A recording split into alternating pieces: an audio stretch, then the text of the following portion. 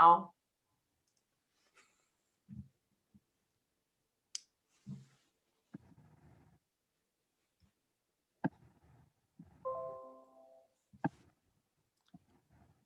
Good morning, everyone. Today we have Catharine Spangler with us from Thalheimer. She's a senior vice president with them, been there for about 11 years. She's a graduate of our MBA program with a concentration in real estate, and she got her undergrad degree from Radford in management and marketing. So Catharine's going to talk today about the investment sales, talk with some about tenant selection a little bit, and just her view on what's going on in the world of commercial real estate. So with that, Catharine, I'm going to turn it over to you. But again, thank you so very much for doing this for us. Yeah, so we'll give a little background on yourself and we'll take it from there. Yeah, so right after I graduated from Radford, I went directly into VCU's MBA program, which was at the height of the downturn. And that was sort of my rationale for going directly into grad school. And from there, as you know, I started with Thalheimer in 2010, right after I got out. And I've been with Thalheimer ever since, and focusing on capital markets for the entirety of my tenure here. So what is capital markets? And was that a new division that for Thalheimer back in 2010? It was just really a one-man shop. Eric Robinson runs our group now, and it was really just him and myself at the outset. So capital markets, as it pertains to real estate, really just means any income producing property sales. So, you know, shopping centers, office buildings on varying levels to investors or developers, more so than an individual user that wants to buy, you know, a vacant building for their own use. So it requires more underwriting, and you're appealing to different investor pools.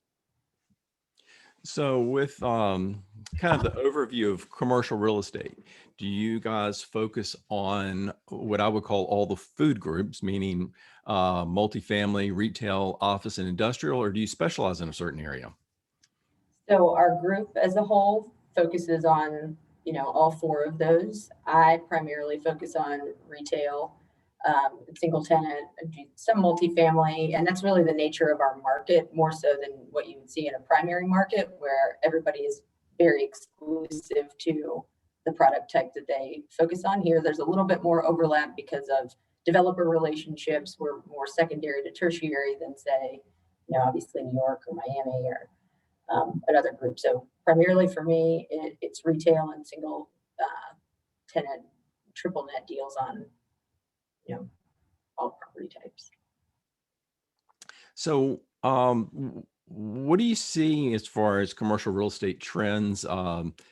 And if you want to go into any of the areas, or if you just want to focus on your specialty in retail. In terms of just, I mean, what are you seeing with COVID-19, with maybe some of the bigger retailers, right, what they're looking at?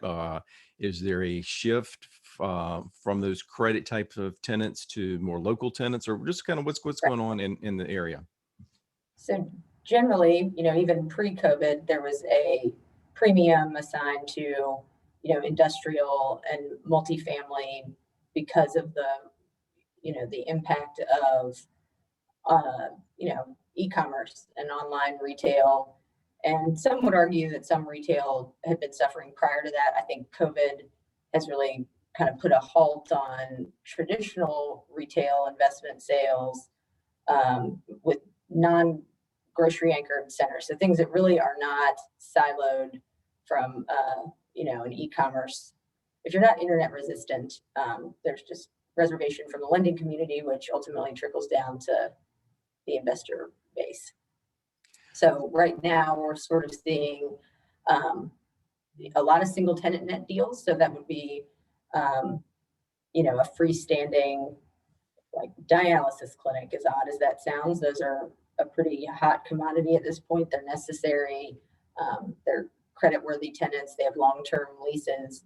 And where you would have seen probably Starbucks be, and they still are, one of the most kind of sought after single tenant deals. Right now, Starbucks, because of their corporate size, and the pandemic has somewhat become less appealing because they've just started kind of throw their weight around and not pay rent during the pandemic, which I think is indicative of how new deals are going to be done and how their leases are going to be written.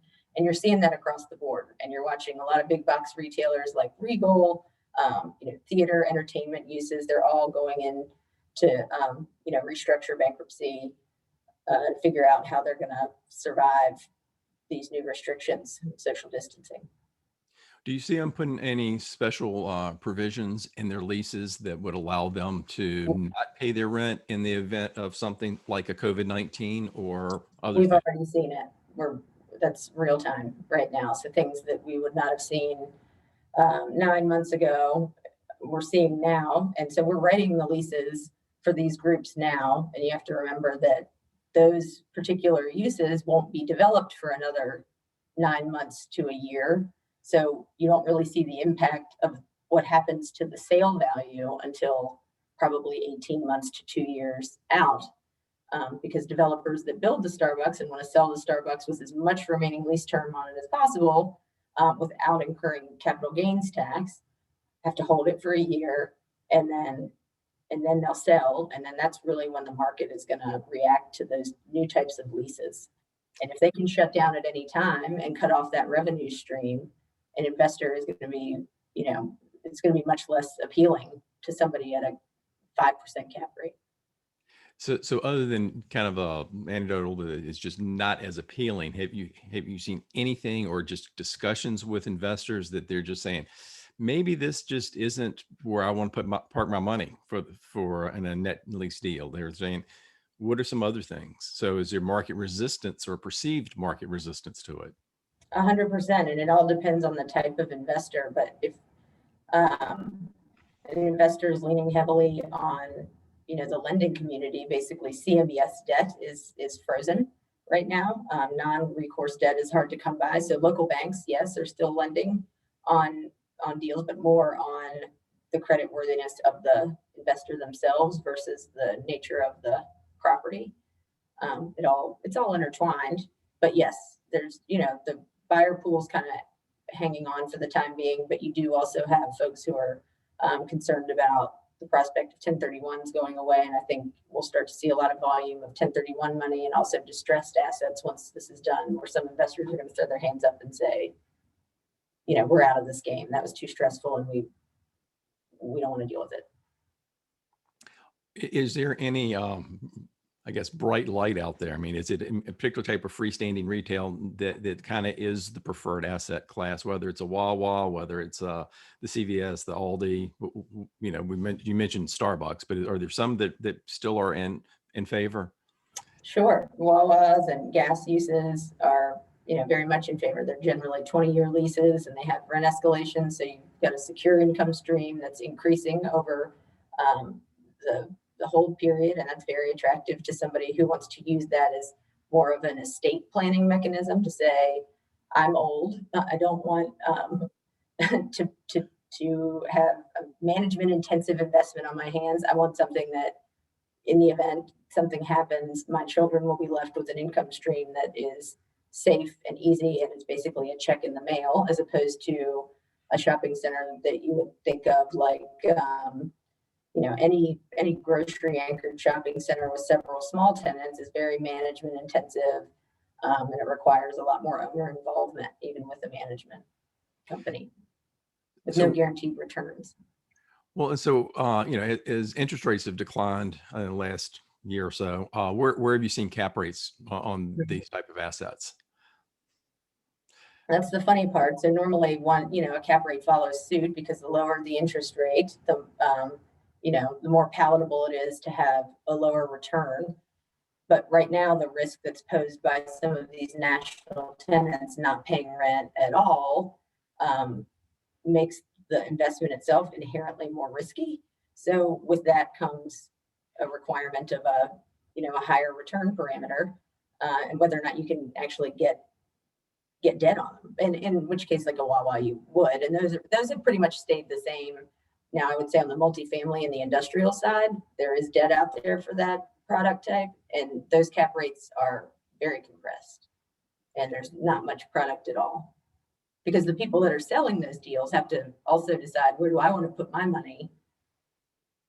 And Right. as cap rates are compressed, it's very likely that the returns that they're currently getting are going to be better than something else comparable they can find. And if they don't want to put more work in, they got to kind of, buckle up and take less money or go back out and accept a lower return, which doesn't really make sense for them.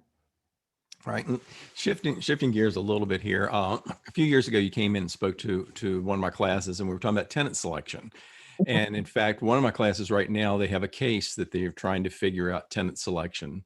So I'd like to kind of maybe go down that path a little bit, and especially on the retail side. And the case that we used, or that you talked about last time, was Stony Point, and how at that time Martin's had vacated the space, and everybody was trying to figure out what to do with that space. So if you would just give some thought or talk to us about tenant selection, what goes into that, and how it impacts potentially the other tenants and the overall value and marketability of the center. Right. So, that another jargony term for that is a merchandising mix. So, and when you see that in Short Pump, that merchandising mix is going to be a lot different than it is mid-block of Broad Street. And, you have to find tenants that are willing to pay higher rents to get into better spaces. But similarly to Stony Point, that was a lot more, community involvement. A lot of people were surprised that Trader Joe's ultimately decided to go into that space because of just the location in general. They needed another site, but normally they would do a ground up Class A new build out. But I think the demographics, they have a whole real estate department inside of Trader Joe's that evaluates traffic counts, which we talked about a little earlier.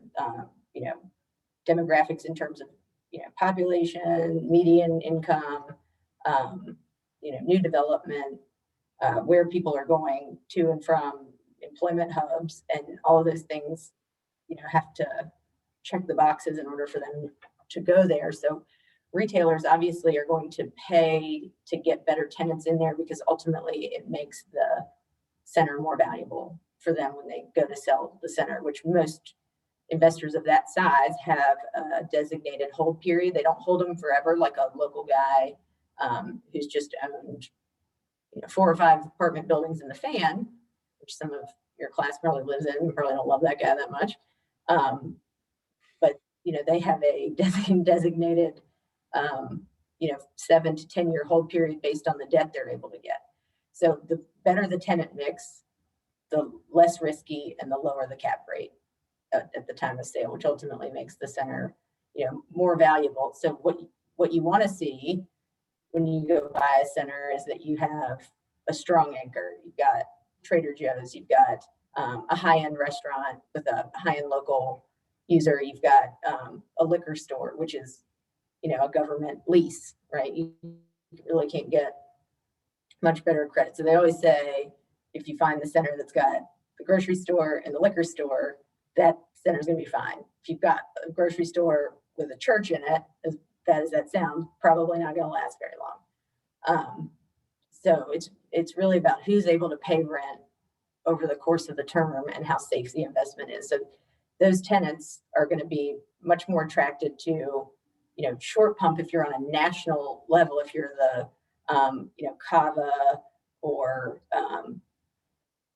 well, Nordstrom's not out now, but just nationally branded names. But then there are also tenants who are local and want to serve the same demographic base. So you can go down a little further on Broad Street past Gaskins. You're still going to attract the demographics from the West End and from Twin Hickory and suburban, the suburban moms that you want to get to at Gaskins, but you're not going to pay $40 a foot in rent. You'll pay $20 a foot in rent. And there are some tenants that are just lower end that are more willing to go there, but serve the same client base. Well, again, going back to Stony Point, I just thought it was really interesting at that time. I believe you said that Goodwill was interested in the space, but yet that didn't seem to be the best fit because of perhaps the implications to the other tenants or the perception of the shopping center, just like you mentioned about having a church. So, Right. So the other, yeah, so Goodwill, while they're a strong organization and they always pay their rent, they do pay low rent. And I do think that most of the time the community involvement would not have been so strong, but it was from Bon Air, because you have to remember that the Martins on the other side had also closed by that point. So they were really that community as a whole. You had taken away their grocery stores, both of the most, and they're a pretty affluent community around there. So the last thing they wanted another grocery user, and they were not going to stand for anything less. And if you make enough noise, and I really don't blame them at all. I mean, it was a better use. However, at the end of the day, you know, the investor is able to make that decision for themselves, but they listened and ultimately got the right tenant there. right. And when you mentioned the Martins, that was the Martins at basically, Forest Hill. yeah, right across from the mall. And so you're right. And as I recall with that, like you said, it was really like a petition drive to say, hey, we want Trader Joe's here, but yet that space sat vacant for what, 3 years or so? 2.5 years. Yeah. But and it was also the other Martins that didn't turn into Publix. That was down in Forest Hill. So those were both Martins. But when Publix came in, Publix decided which of the good locations they wanted to take, and the other ones were closed permanently. So that was really a driver there too. So Right. So you mentioned a little bit kind of at the beginning about online versus brick and mortar. What do you see going on now with COVID-19 moving forward, coming up through the holiday season and maybe into 2021 and beyond? well, this was, I mean, obviously a very big topic of conversation prior to COVID too, about tenants who were deciding to downsize brick and mortar location footprint. So an example of that would be a PetSmart. Obviously, I don't know if you guys saw that Pet Value as a whole, all 258 stores or 300, they're all closing, which is going to be a big hit for a lot of unanchored strip centers.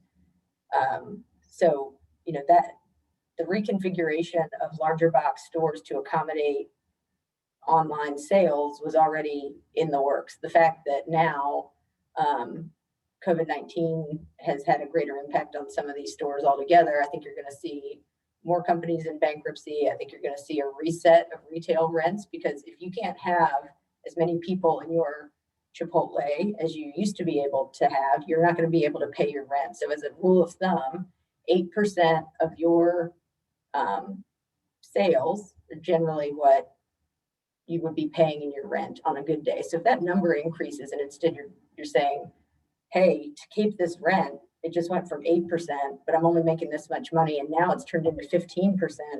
I can't continue to operate my business this way. My margins don't make sense, and I have to pack up and leave.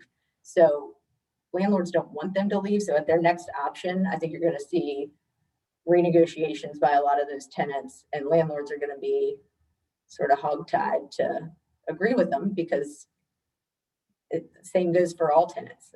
It's going to impact everybody. So you really want the service-oriented groups in there. I don't think that retail dies on the vine altogether. There's always going to be, a desire to, touch and feel and tangible experiences in stores. It's just going to be more spread out, and it's going to be different. So overall, what do you think 2021 is going to look like? Are we going to basically be able to get back to restaurants, or we've got a vaccine that's promising? The minute the vaccine is proven and people are willing to take it, I think that's there's pent up demand, which you're going to hear on every Bloomberg, hotels. That's really, and that we didn't even touch on, but I mean, you will see a resurgence of activity. I don't think it's going to be the same. I think there's going to be constraints. I think the market will be slower. Once interest rates start to go back up, you're going to see a bigger bid-ask spread. But I do think that 1031s will motivate people out of the gate to continue to trade property. It's just going to be it's not going to be a V recovery. I think it's going to be a little slower than that. And that's but if I knew the answers, I wouldn't be talking to everybody right now. So, Exactly, exactly. So, kind of a parting thought here. What I've labeled as Kathy's advice to students. It's just more of you've been in the business 10 years or so. mhm. You've seen a lot of things happen in the past decade, and got a student that's getting ready to graduate in the next 6 months or year. What career advice do you have for them, or what life advice do you have for them? Well, if you want to take it for me, but I think now it's kind of fitting because when I started, it was one of the worst downturns we'd ever seen. And my thought was, if I can do this, my friends were getting jobs that I knew I never wanted. I wasn't going to take a middle management job, but if I was going to be broke for a couple more years, I could live off ramen and my pajamas, which sometimes I still do that, even though I don't need to. But if you can do this job, or you can do any commercial real estate job in the worst, part of the trough, you can nail it when things are good. So I think it's a lot better to go in and learn and get stressed out and burned out early so that you get all of those experiences and you apply them when things are good, and you can start to read the room a little bit better. So if you can do it when it's bad, you can do it when it's good. So I would sum that up as just hard work and perseverance. Right. And understanding where opportunities are. You get to see a lot of different ones. When you come in and things are good, everything looks viable. You got to be a little bit more selective when things are bad. So get a little smarter that way. Right. Well, that kind of wraps up my questions that I had for you. And thank you so much for doing that this morning. Do you have any other parting thoughts that you want to share with us? No, I think that covered what we were talking about. I'm happy to answer any questions if there are any. And I appreciate you having me on. Yeah, let me jump over here to the questions, and I don't see any open questions at this point. So if anybody does have any, if you want to submit them, we'll happy to try to answer them. And like I said, just don't see many coming in. So It's okay. with that, that's not unusual. So I think oh, somebody's asking. Now we've got some people. We got one person saying, "What was the interview process like for you?" So again, we've got some people that are nearing graduation and thinking about, okay, what are the right things to do? What are the wrong things to do? it was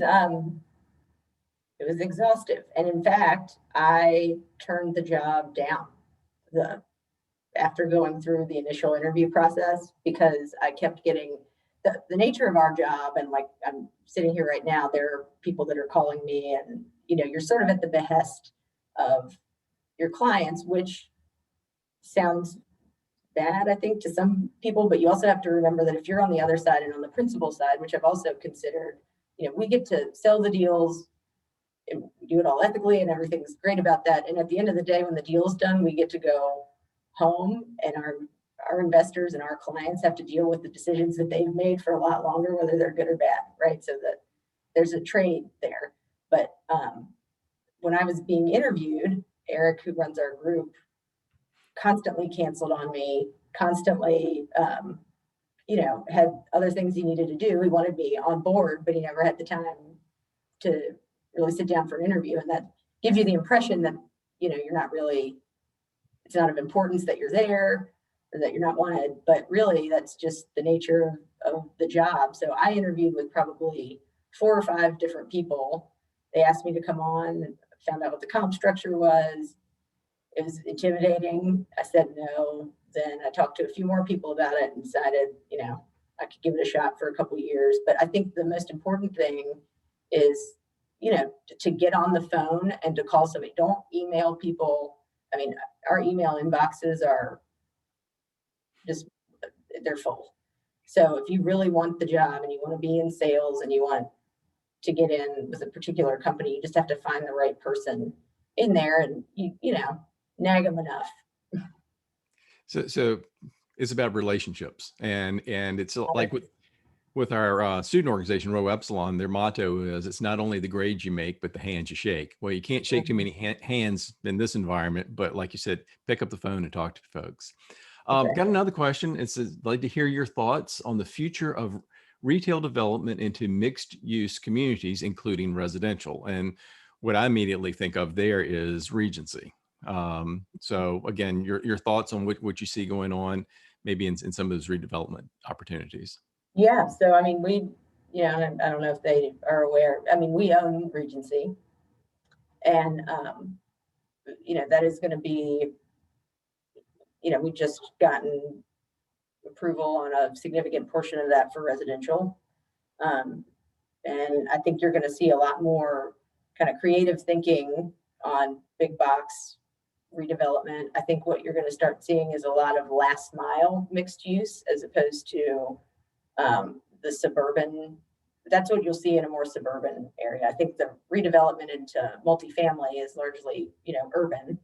And then like you're looking at the Nordstrom and Short Pump, that may be a residential play, that may be a hotel play. And I think you're going to see a lot more of it. And I think you're also going to see more retail being outfitted to accommodate logistics, trucks and delivery and Amazon and those sorts of things. So it's coming and it's going to continue. Yeah, you mentioned that you all were owners of Regency. Yeah, we did a site visit, and we had somebody from Ripke that took us around. They were talking about, that was probably 2 years ago, I guess, and they hadn't taken down the Sears, but that's where the residential was going to occur. So I think just again, to be respectful of everybody's time, we're up at 10 o'clock now. And so again, thank you so very much for doing this for us. Yeah, I And we look appreciate it. forward to talking to you again in the future. Absolutely. Thanks. Have a good Thank you. day. Take care. Bye-bye Bye. now.